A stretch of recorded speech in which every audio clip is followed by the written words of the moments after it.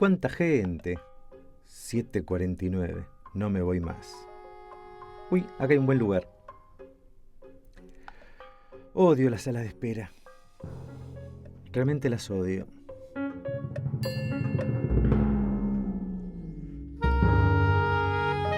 ¡Qué calor!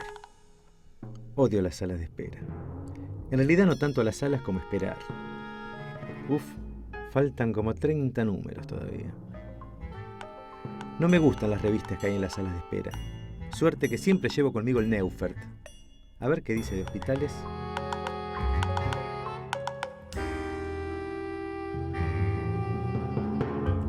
Esperar.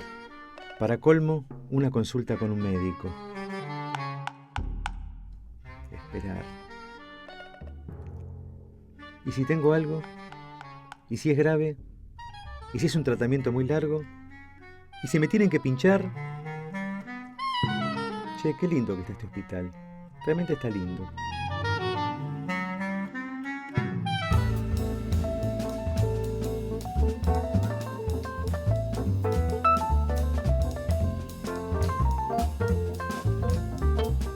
Siempre me produjeron admiración los arquitectos que se dedican a hacer hospitales, que se dedican a la arquitectura hospitalaria. Es una problemática compleja.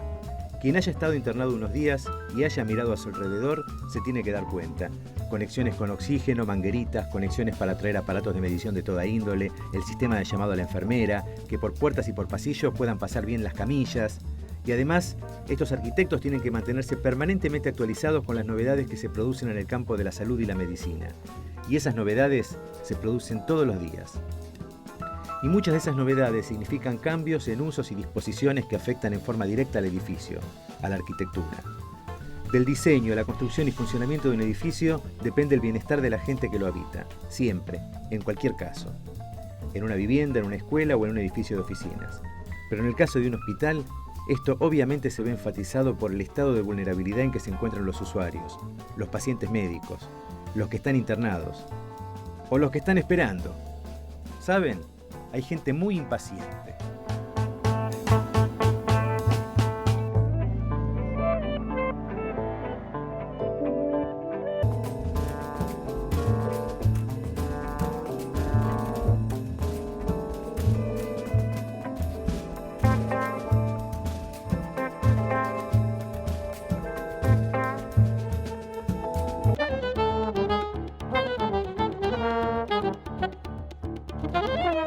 Ahora me voy a encontrar para charlar con un viejo compañero de la facultad, el arquitecto Luciano Monza. Él es uno de los socios de un estudio de arquitectura dedicado a la planificación, diseño y dirección de obra de edificios para la salud. Una autoridad en la materia.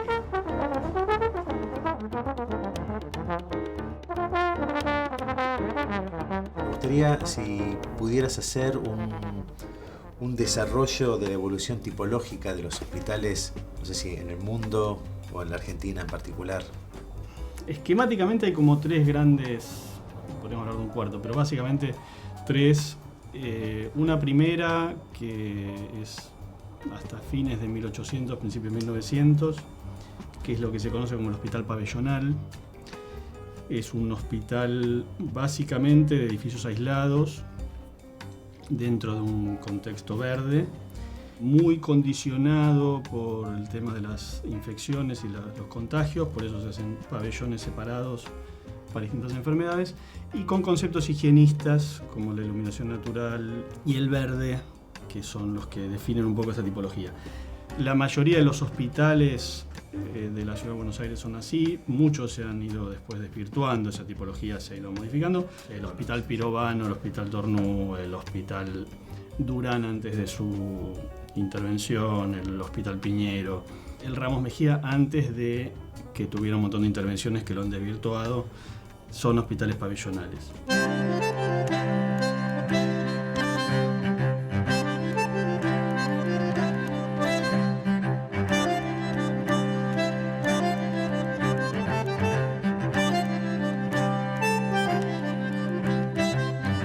Con la aparición de básicamente tres cosas, que son los antibióticos, o sea, hay un tema de control de infecciones, la aparición del aire acondicionado y la aparición de los ascensores, o del movimiento vertical, y además con la mayor concentración urbana y la falta de tierra en la ciudad.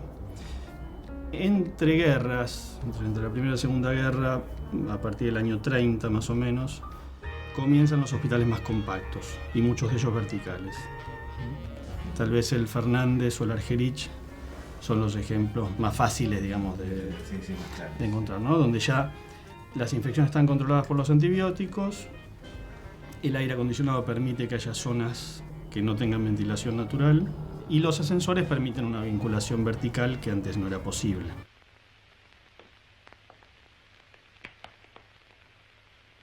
Recójame a las 5. Sí, señor.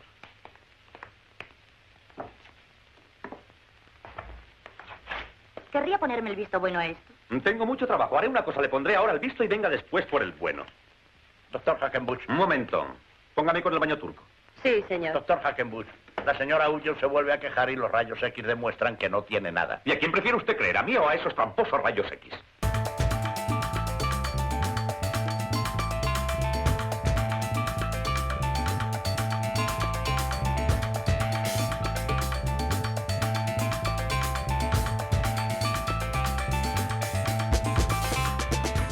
Ya en los años 60, 70, empieza lo que se llama el hospital sistémico. Se consideraba que un edificio debía servir y debía poder albergar cualquier cosa dentro del hospitalario, ¿no? Se hablan de los programas indeterminados. Entonces, un ejemplo, tal vez el más fácil, el más conocido, es el Garrahan. Es un típico hospital sistémico, es un concurso de fines de los 60, principios de los 70.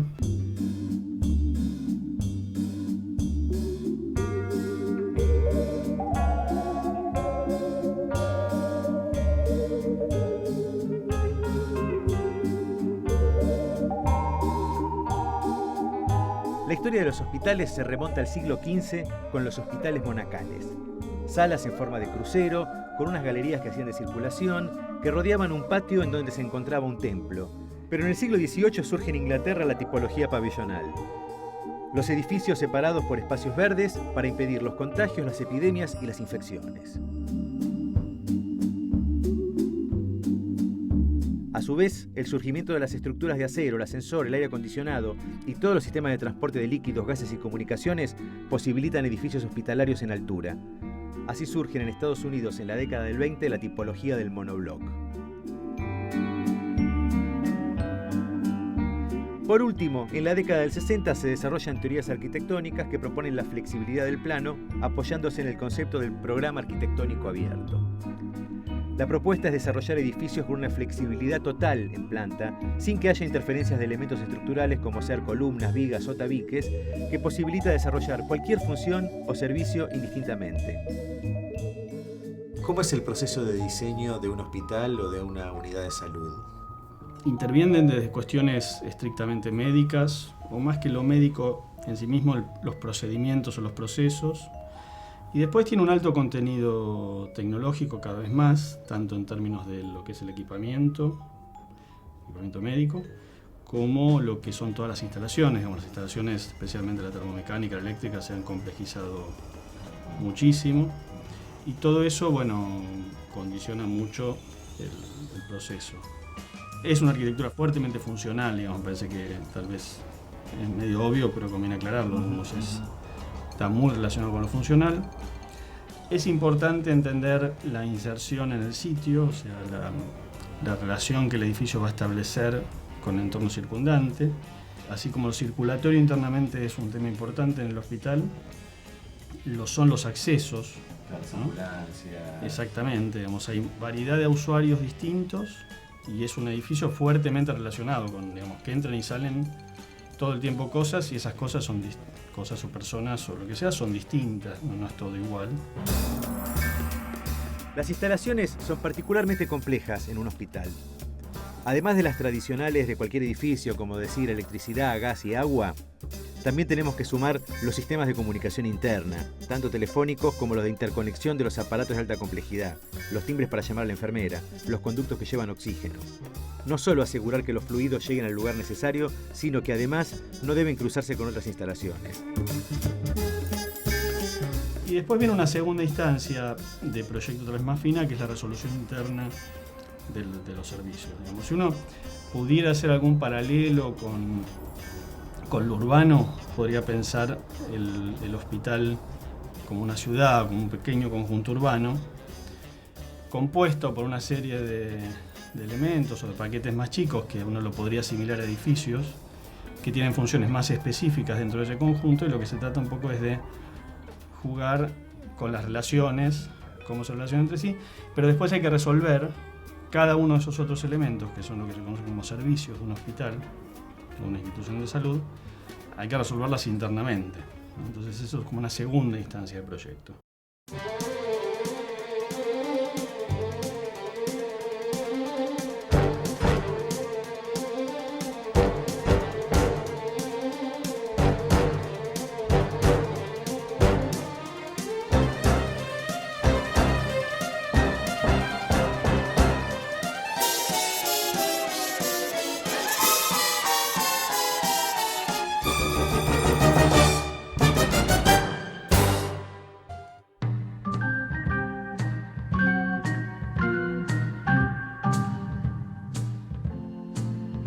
Todos mis recuerdos hospitalarios están ligados a salas de espera y a pasillos.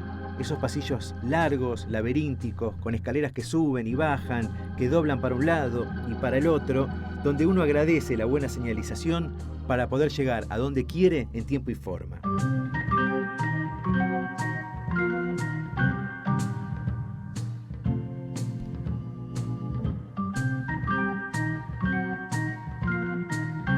Existen estas circulaciones, digamos, para gente como uno, para los pacientes, pero también hay otras que son exclusivamente para el personal médico y paramédico.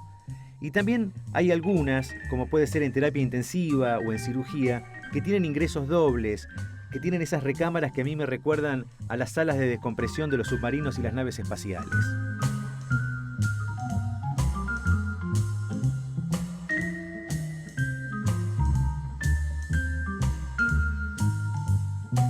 ¿Cómo es el tema respecto al espacio, a la arquitectura para cada una de esas cosas? ¿El arquitecto tiene que conocer sobre el tema médico?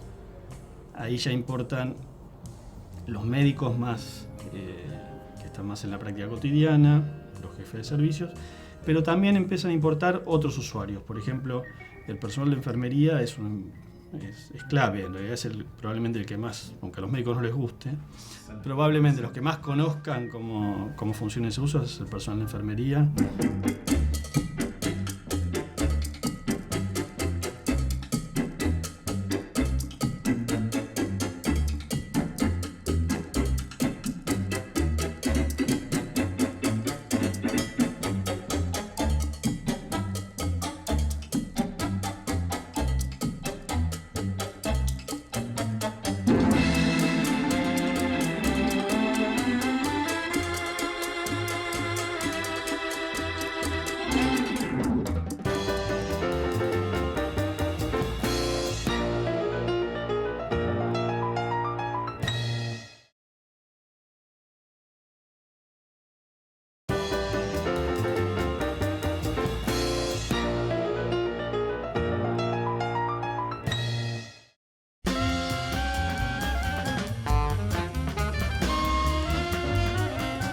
Por si no quedó claro el concepto, proyectar un hospital no es fácil.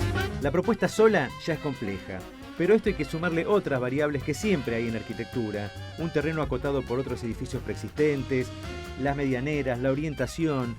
Claro que muchas veces parte de los edificios preexistentes son también parte de la estructura hospitalaria a la que hay que ensamblarse, no solo estéticamente, sino, por sobre todas las cosas, funcionalmente.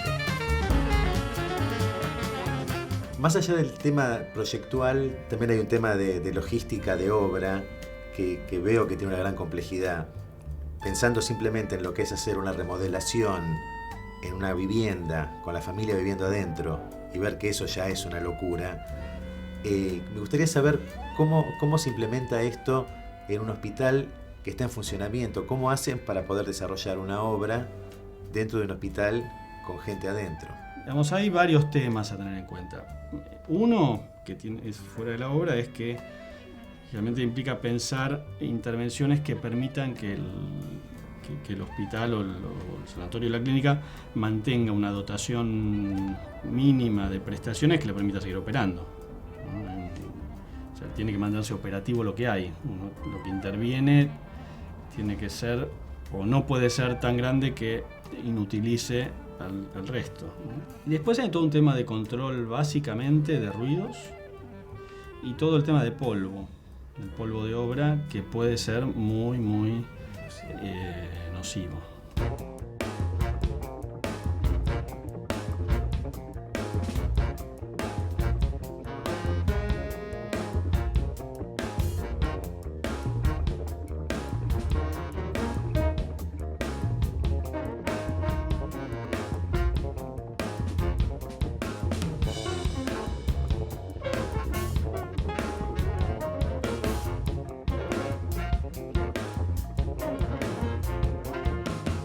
¿Se podría trazar un vínculo entre la arquitectura hospitalaria y la hotelería? Que yo veo que hay como una relación ahí. Yo, digamos, si tuviera que elegir una arquitectura, diría que tal vez la arquitectura en lo operativo tiene más relación con la arquitectura industrial en cierto sentido. Lo que es verdad es que cada vez ha tomado más lugar lo que se llama la hotelería o el hotel. Uno podría pensar, si uno dividiera el hospital en una clínica en grandes áreas, la internación ocupa una superficie muy importante. No la mitad, pero generalmente un 30-40%. Y en los últimos años ha empezado a tener cada vez más peso por cuestiones de marketing en algunos casos, en el caso privado, por cuestiones como que empieza a haber teorías que sostienen que una persona que está en mejores condiciones, mejor atendida, en un ambiente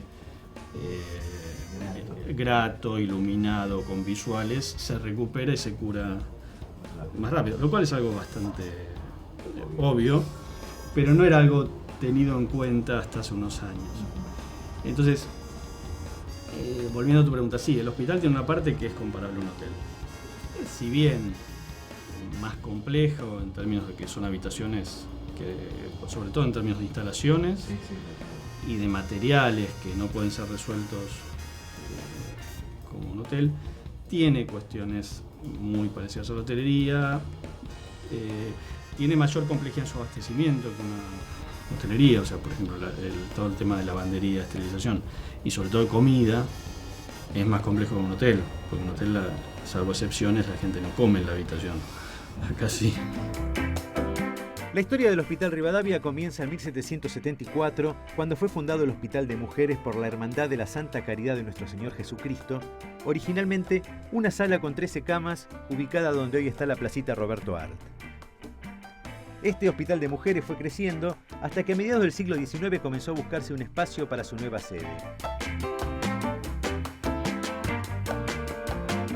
El Hospital Fernández surge en 1888, cuando se habilita el Sifilicomio Municipal, que era un precario centro para mujeres que funcionaba en zonas marginales de la ciudad. 3 años después se lo amplía y en las décadas del 70 y 90 se completaron grandes reformas y equipamientos hasta desarrollar el importante complejo que podemos ver hoy.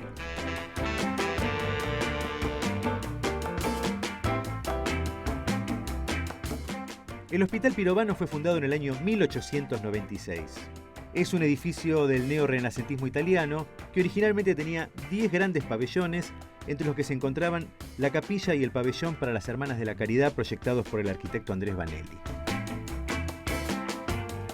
¿Existe algo dentro del rubro de salud, de arquitectura hospitalaria, que no hayas hecho y que te gustaría hacer?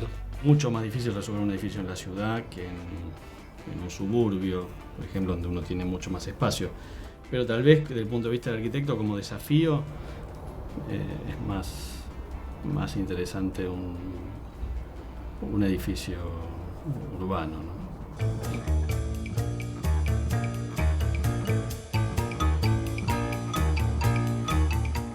Podemos decir que existen diferencias entre los hospitales públicos y los privados. Y dentro de los privados podríamos diferenciar entre los que son, digamos, comerciales y de los que pertenecen a colectividades. En los públicos y en los de colectividades hay una cierta austeridad que desaparece en los comerciales, donde domina un cierto criterio hotelero y de magnificencia en los halls de acceso.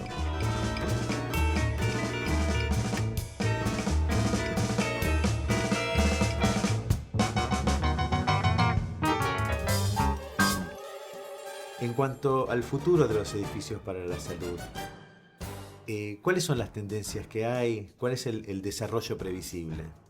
Hay zonas del edificio que tienden a no modificarse o modificarse muy poco.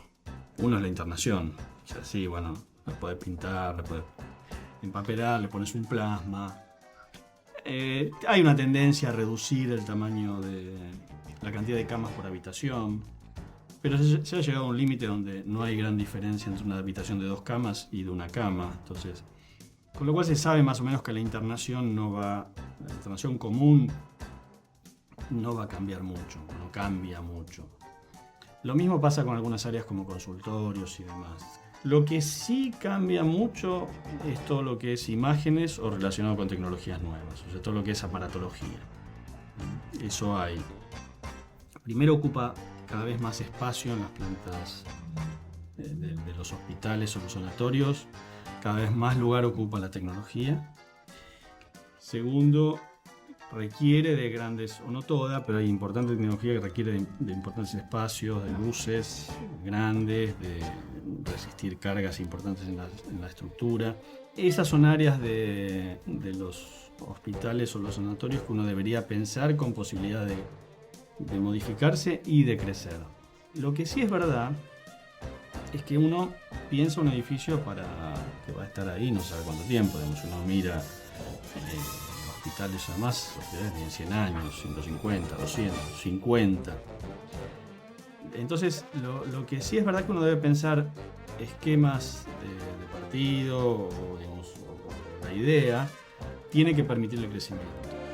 O sea, ningún edificio en salud, que uno puede mirar luego la historia, ha permanecido tal cual fue concebido, y en general todos tienden a crecer porque aumenta la demanda, porque aumenta la población, porque aumenta la oferta de servicios.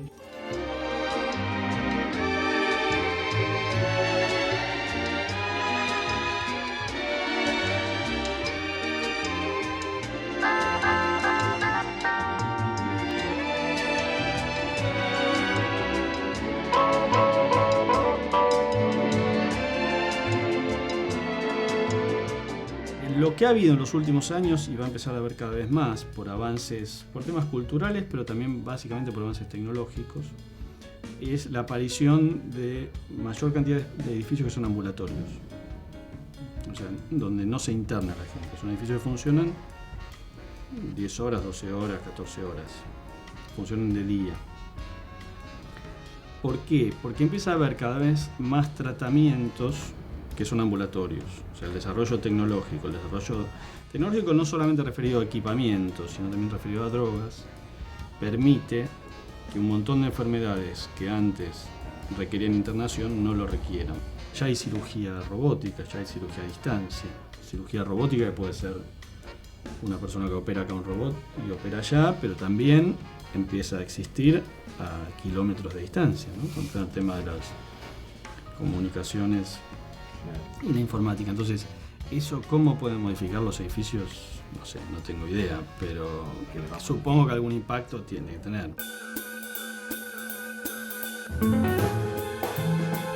Los hospitales empezaron en el siglo XV, estamos en el siglo XXI. ¿Cómo serán los hospitales del futuro? Resulta difícil pensar en el futuro, resulta difícil imaginarse la ciudad del futuro, las casas del futuro. Mucho más difícil es imaginarse los hospitales del futuro.